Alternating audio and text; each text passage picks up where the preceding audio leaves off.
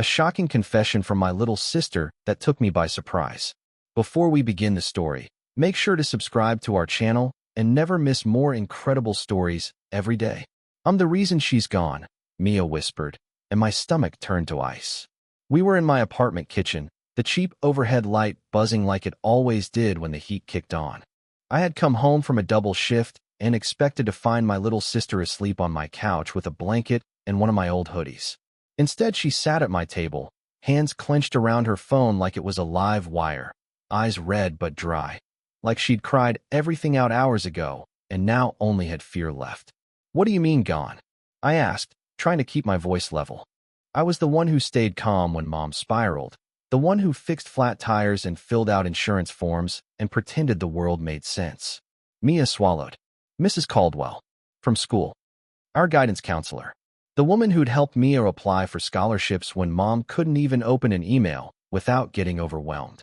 2 months ago, Caldwell had been escorted out after an investigation.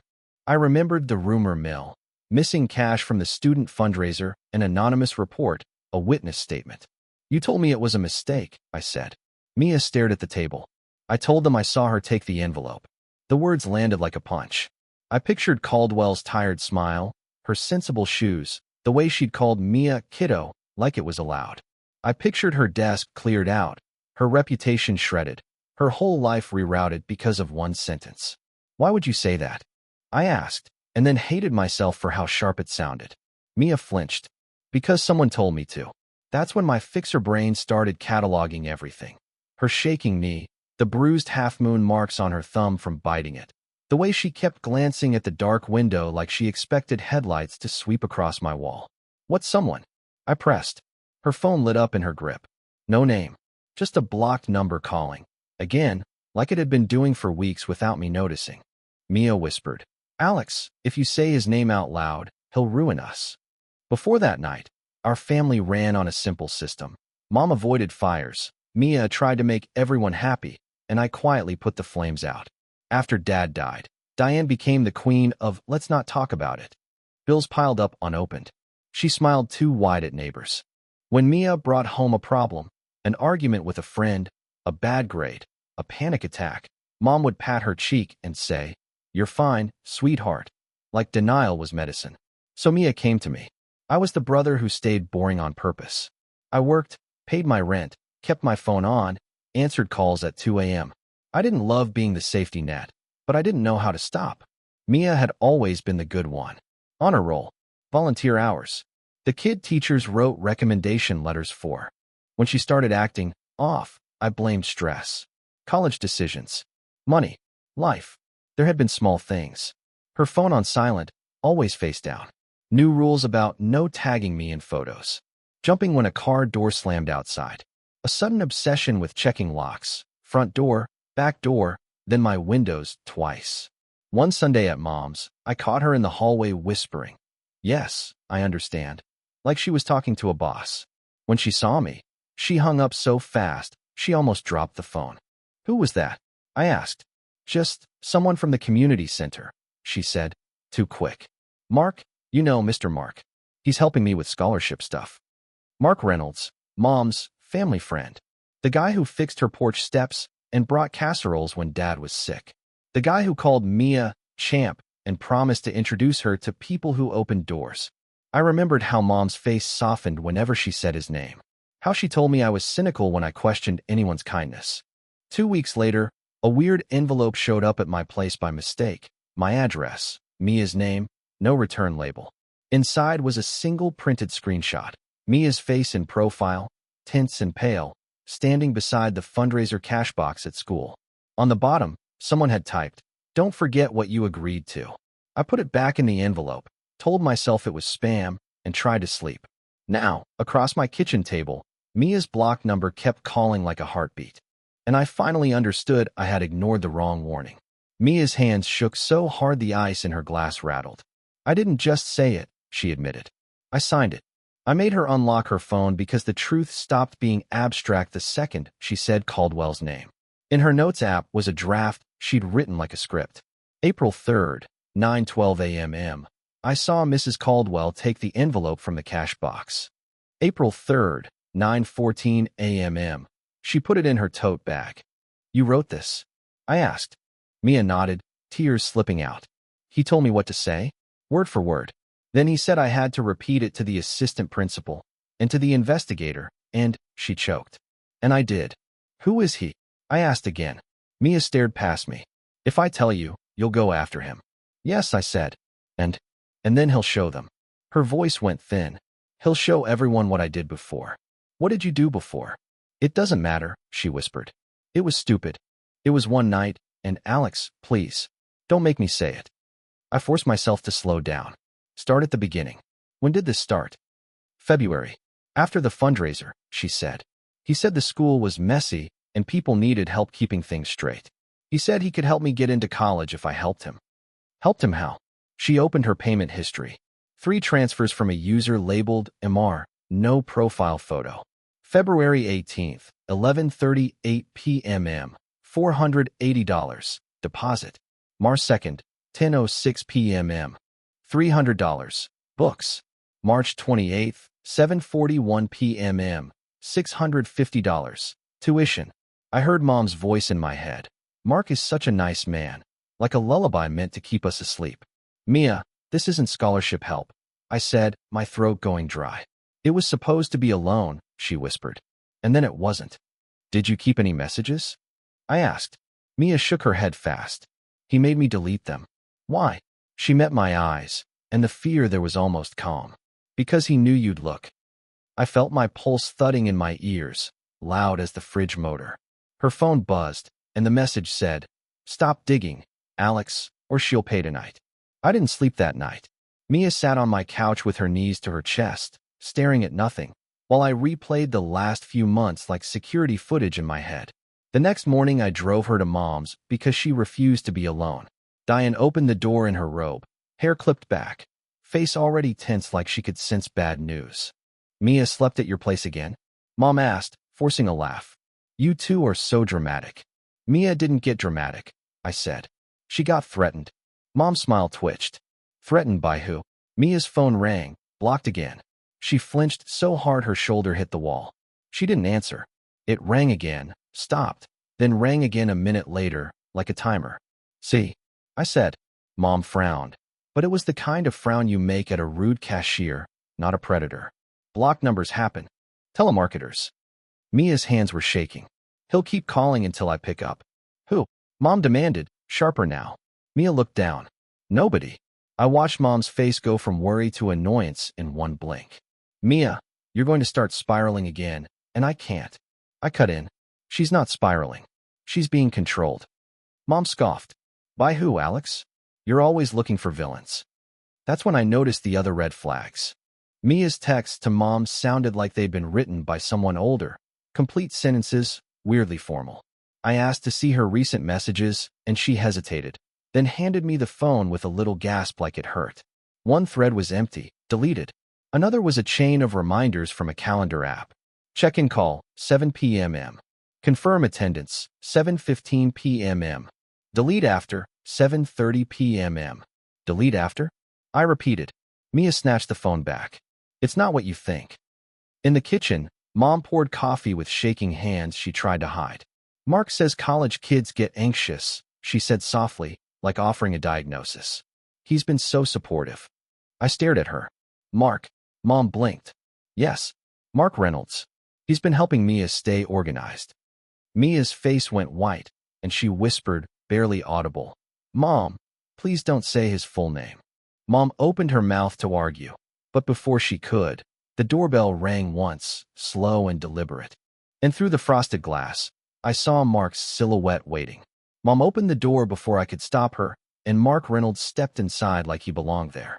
Jeans, clean button-down, that practiced community hero smile. "Diane," he said warmly, then looked at Mia. "Hey, champ, you okay?" Mia's throat bobbed. "Yeah." Mark's eyes flicked to me. "Alex, right? Good to finally talk." I didn't offer my hand. "Why are you calling my sister from a blocked number?" He didn't blink. "I don't know what you mean. I call from my cell." Mom laughed too brightly. "Alex has been paranoid lately." Mark's smile stayed, but his voice lowered. "Mia's under pressure. College is a lot. I try to keep her on track." By scheduling delete after reminders? I asked. For the first time, something flashed behind his eyes. Irritation, then control. Kids collect apps, he said. It's harmless. Mia suddenly bolted for the bathroom. Mark watched her go like a man checking a leash. I'm going to be blunt, I said. Whatever you're doing, stop. Mark set his keys on the counter like this was still a friendly visit. You're protective. I respect that. But you're also intense. He glanced at Mom.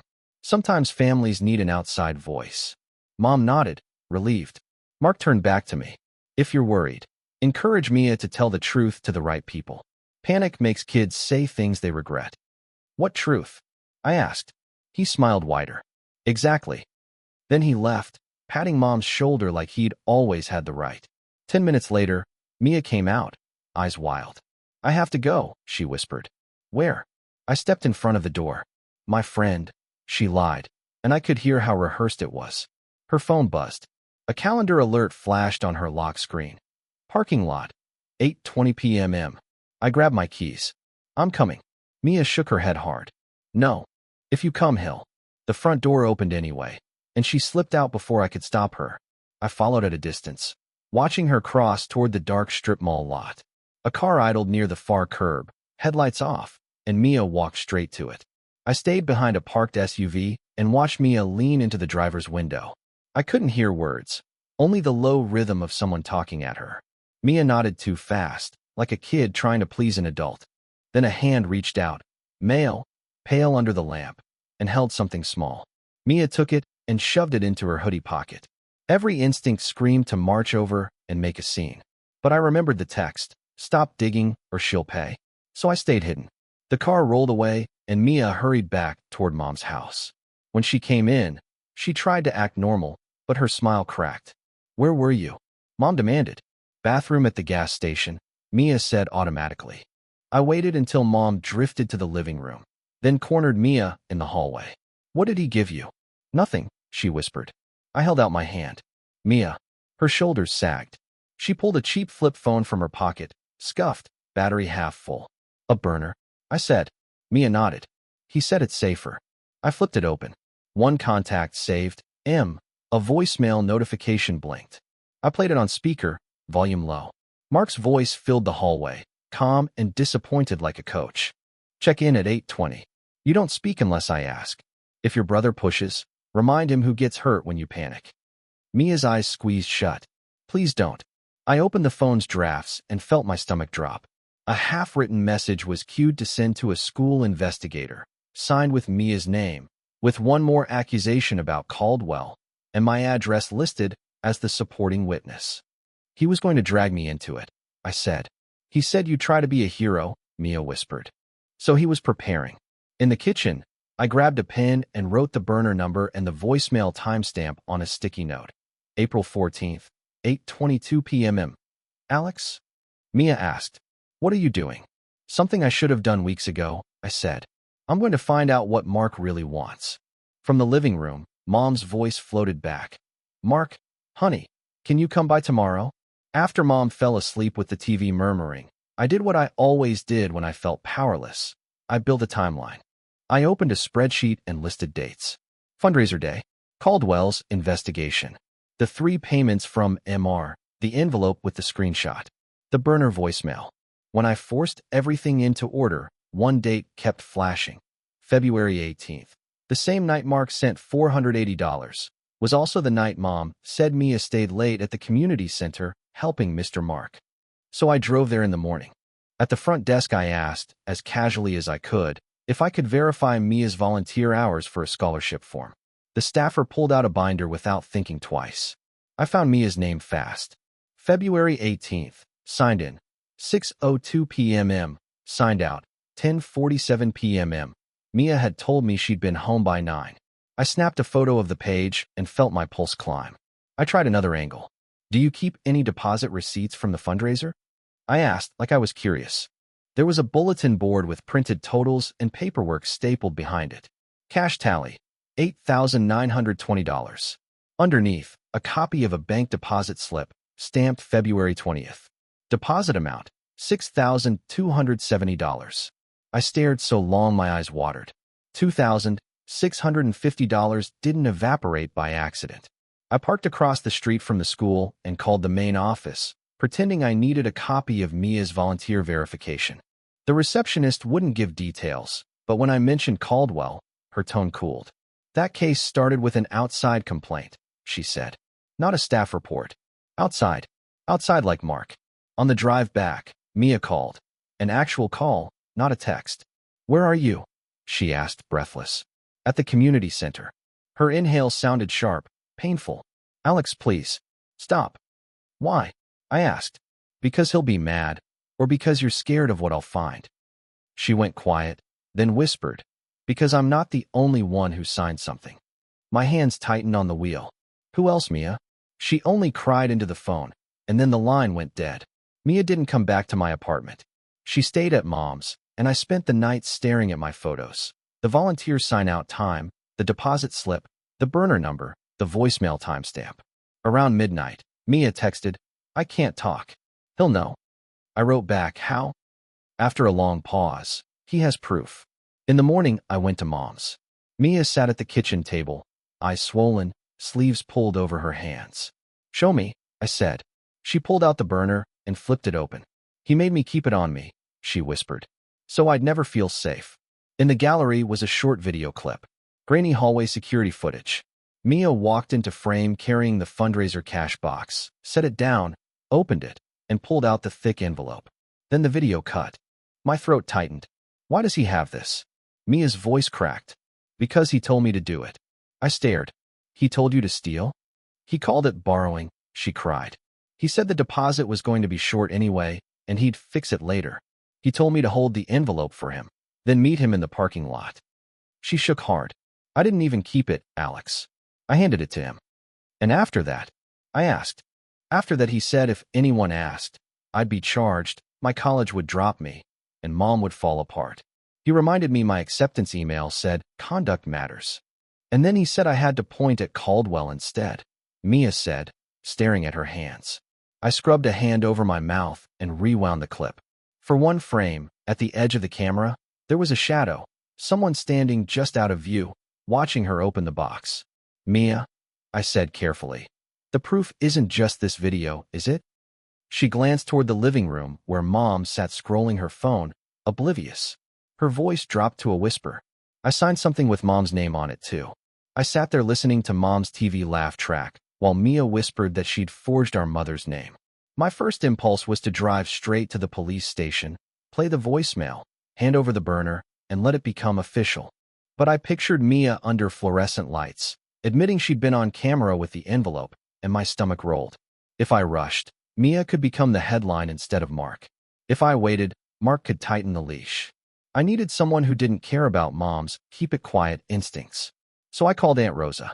She answered on the second ring. What broke now? I told her everything. Caldwell, the deposit mismatch, the burner voicemail, the video, the forged signature. I expected shock. I got a long exhale. That man's been a roach for years, she said. He just hides under nicer furniture. You knew? I snapped. I suspected, she corrected. But Diane likes pretty stories. What do I do? I asked. Rosa didn't sugarcoat it. You stop trying to save everyone's feelings. You save your sister. She committed a crime, I said. On camera. She committed a mistake under coercion, Rosa shot back. There's a difference. But you need proof so people see it. Proof like what? I already have a voicemail. You have crumbs, she said. You need the whole loaf. Rosa told me to screenshot everything, back it up twice, and treat the burner like evidence. Men like him live in plausible deniability, she said. Take that away. And Mom? I asked. Mom will beg you to pretend it's not real, Rosa said. So don't give her the wheel. Then her voice went hard. Do not confront Mark alone. Do not warn him. Make him talk while he thinks he's in control. How? I asked. He loves meetings, Rosa said. He loves being the hero. Set one up where he can't resist showing off. I looked at Mia, curled in on herself at the table, and felt my plan snap into place. Even if Mom hated me for it, I was done reacting. I was going to make Mark confess. Mark didn't wait for me to move first. By afternoon, he showed up at my apartment. Through the peephole, he looked relaxed, like a neighbor stopping by. My pulse didn't care. When I opened the door, he smiled. Alex, we should talk like adults. I'm busy, I said. He stepped just inside anyway, eyes flicking over my small living room. You take care of your family, he said. That's rare. Cut it, I snapped. Why are you here? Mark's smile turned into concern. Diane called. She said you're worked up. Mia's fragile. She's terrified, I said. Terrified people invent villains, he replied softly. And those stories ruin lives. You mean like Caldwell's? I shot back. For a beat, his eyes went flat. Then the warmth returned. Unfortunate situation. But we can keep yours from becoming one. What do you want? I asked. Peace, he said. For Diane. For Mia. For you. He lifted his hands like a mediator. Simple path. You stop digging. Mia keeps her scholarship, and Diane never has to hear a police officer say her daughter's name. My throat tightened. And in exchange? You hand me the second phone, he said. The one she shouldn't have. So you can delete what's on it, I said. He sighed like I was exhausting. So I can protect her. Because if that footage ever lands in the wrong hands, Mia becomes the thief, not the victim. The internet loves a pretty downfall. He leaned closer. I also heard you were at the community center asking questions. That's not wise. Are you threatening me? I asked. Mark chuckled. No. I'm warning you. Men like me have reputations. If you accuse me, people will ask why. And then they'll look at Mia. His smile tightened. They'll look very closely. My phone buzzed. Aunt Rosa. Do not let him in your head. Mark noticed and tilted his head. Who's coaching you, Alex? Rosa? Get out, I said. At the door, he paused. 24 hours. Bring the burner tomorrow, 6 p.m. Community Center. His voice dropped, almost kind. If you don't, Diane signs next, and she won't even understand why. Mark gave me 24 hours, like he was doing me a favor. I used every minute. First, I backed everything up. Photos of the volunteer binder, the deposit slip, screenshots of the MR payments, the burner voicemail. I emailed copies to myself, to Aunt Rosa, and to a new account Mia didn't know existed. I wrote dates on paper like it was 1999 because apps can glitch, but ink doesn't. Then I called the community center and asked for an appointment with the director. I didn't accuse Mark on the phone. I just said I had concerns about fundraiser accounting and needed to speak privately and urgently. The director offered a slot at 6:15 p.m. Convenient. Mark's demanded meeting was at 6. I told Mia the plan in the car outside Mom's. Her face crumpled. He said if we embarrass him, he'll destroy us. That's the point, Aunt Rosa said from the passenger seat. She'd insisted on coming, blunt as ever. He only wins in the shadows. Mia twisted her hands. What if the director doesn't believe us? Then we give her something she can't ignore, I said, and tapped the envelope of printouts on my lap. We walked into the community center together. The lobby was busy, kids running, parents chatting, staff everywhere. Cameras in the corners. Light. Witnesses. Mark hated witnesses unless he controlled them. At 5:58 my phone buzzed with a new message from the burner. Don't be late. At 6:01, Mark appeared at the entrance, smiling at everyone, waving. When he saw me, his smile widened. When he saw Mia behind me, it flickered. When he saw Aunt Rosa, it thinned into something sharp. Alex, he said, pleasant. You brought an audience. I brought accountability, I said. His gaze slid to the envelope in my hand. What's that? Receipts, Rosa said, stepping forward. And a recorder, in case you feel like lying. Mark laughed lightly, but it didn't reach his eyes. You're making a mistake. The director came out of her office and called my name. Alex, you said this was urgent. Mark's face stayed friendly, but his jaw tightened like a clamp. We don't need her, he said quietly. I looked him dead on. Actually, Mark, she's the whole reason we're here. And for the first time, his smile started to crack in public. In the director's office, Mark's calm had nowhere to hide but his voice. I laid my printouts on her desk. Fundraiser cash tally, $8,920, I said. Deposit slip, $6,270. That's a $2,650 gap. I slid over the volunteer log photo. Mia signed out at 10:47 on February 18th, the night she met you in the parking lot. Then I played the burner voicemail. Mark's own words filled the room. Check in at 8:20. Don't speak unless I ask. Remind him who gets hurt. The director's eyes narrowed. Mark, what is this? Mark chuckled. A misunderstanding. An overprotective brother. You know kids, anxiety, drama. I opened the burner drafts and turned the screen. A message queued to a school investigator, signed with Mia's name, with my address as a supporting witness. I said, that's not anxiety. That's planning. Mark's smile tightened. Alex is twisting things. I was helping her stay organized. Aunt Rosa leaned in. Organized enough to steal and blame a counselor? Mark's eyes flashed. Watch your mouth. The director looked at him. Did you tell Mia to take fundraiser cash? Mark's jaw worked. Then he pivoted to softness. Mia, he said, turning to her. Tell them you're confused. Tell them you were stressed. Mia stared at the floor, hands shaking. I could feel the leash in the room. I can't, she whispered. Mark's voice sharpened. You can. Something in Mia broke clean. She looked up, wet-eyed but steady. He told me to take the envelope, she said. He said it was temporary. He said Mrs. Caldwell was asking questions, and he needed the attention somewhere else. Mark snapped, the charm dropping. You ungrateful little. The director stood up. Mark, stop. Mia kept going louder. And the thing I signed with Mom's name, it wasn't a scholarship form. She swallowed. It was a loan application. For our house. My blood went cold. What loan? I asked. Mia looked at me like she couldn't believe she had to say it. Mark already filed it, she whispered. And the papers say Mom agreed to everything. The director didn't call Mark a criminal in that office, but she didn't have to. Her hands moved fast. Emailing someone, calling someone, asking for the burner phone for the record. Mark tried to laugh it off, then tried to argue, then realized the room had shifted away from him. He left with his shoulders still straight, but his eyes were furious. The kind of fury that promised a private punishment later. Aunt Rosa walked Mia and me out of the building like she expected Mark to jump from behind a vending machine. In the parking lot, Mia was shaking so hard she could barely breathe. We did it, I said, but it didn't feel like winning. It felt like pushing the first domino and waiting to see what else fell. Mom found out within an hour.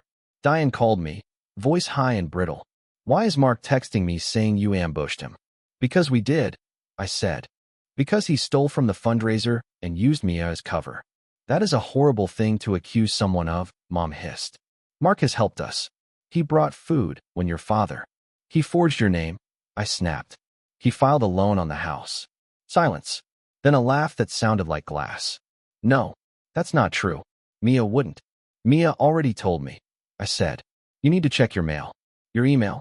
Anything. Mom hung up on me. By evening, I was in a bank branch with Mom's address pulled up on my phone, asking a clerk for fraud resources like I wasn't about to throw up. The clerk couldn't share details without Diane present, but she slid a brochure across the counter and said quietly, if someone filed a home equity application, act fast. Put a freeze with the credit bureaus tonight. Aunt Rosa drove Mia to a station to make a report about coercion and threats. Mia came back pale, clutching a receipt with a case number on it like it was both hope and punishment. I went home and found 2 missed calls from my supervisor. Another from Mom. I didn't know which one scared me more. At 11:17 p.m., an email notification popped up on my phone from an unknown account. Subject line, you shouldn't have done that. Attached was a PDF titled, approved_conditional_helic. PDF. And at the bottom was Mom's signature, perfectly forged. The next week was a blur of paperwork and adrenaline. Aunt Rosa marched Mom into a credit union like it was a courtroom. Diane sat rigid while a fraud specialist explained what a home equity line meant in plain English. Someone could borrow against the house, and the house could be the collateral. Mom kept saying, but I didn't sign, like repeating it could erase ink. We filed freezes. We filed disputes. We changed passwords Mia didn't even know existed. We replaced the locks on Mom's doors, and I installed a cheap camera over the driveway that pinged my phone every time a car rolled past. Mia did her part, too. That mattered to me more than any apology. She wrote a statement for the school, retracting her accusation against Caldwell and explaining coercion without making excuses. She agreed to meet with a counselor twice a week.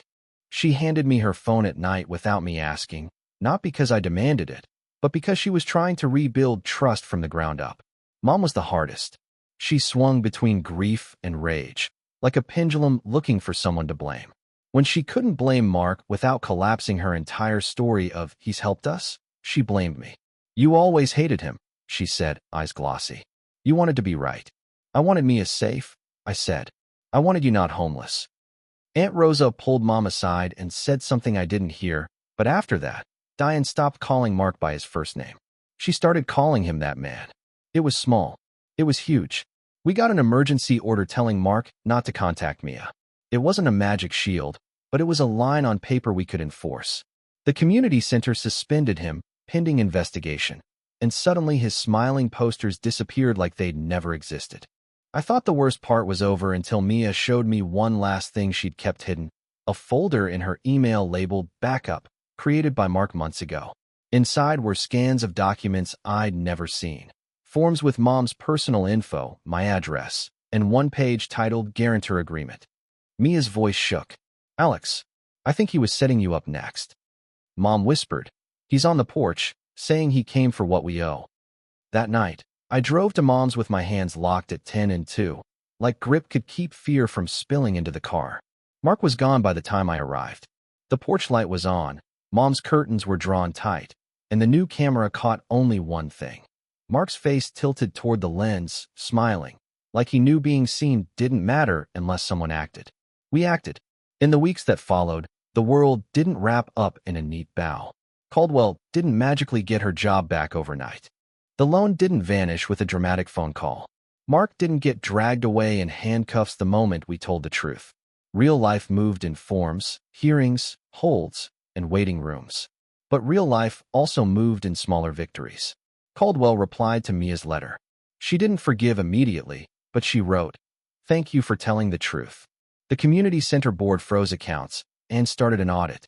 Mom stopped answering unknown calls and finally let Aunt Rosa sit beside her at appointments, which was her version of admitting she couldn't do it alone.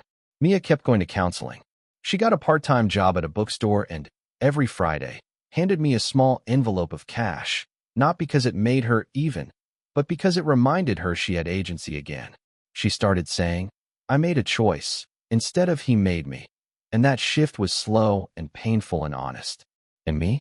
I learned the difference between protecting someone and hiding them. Protecting Mia meant telling the truth in a way that kept her safe.